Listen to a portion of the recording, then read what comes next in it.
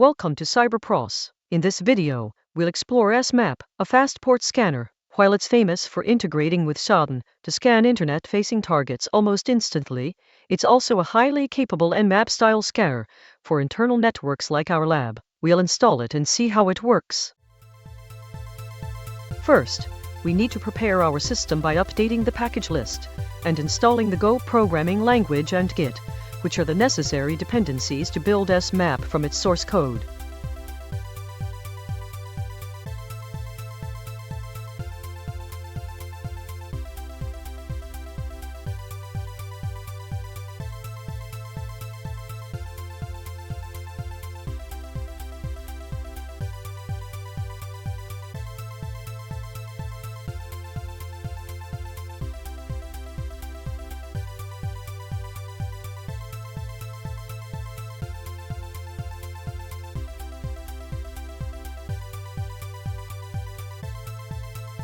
Next, we use the go install command to automatically fetch the Smap source code from its GitHub repository, compile it, and place the finished program in our user's Go binary directory.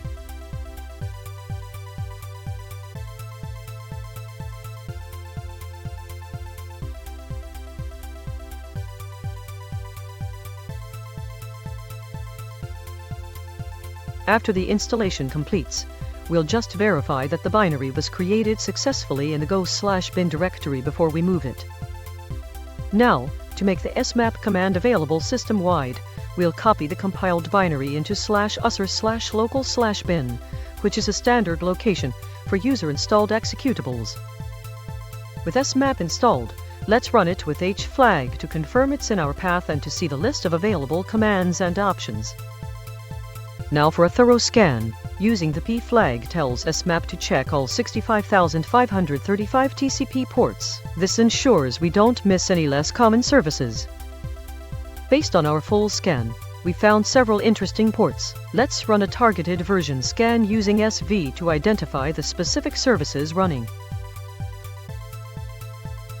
And that's a quick look at installing and using Smap. As you can see, it's a fast and easy-to-use scanner that serves as a great alternative to Nmap for network reconnaissance. If this helped you, please subscribe for more. Thanks for watching.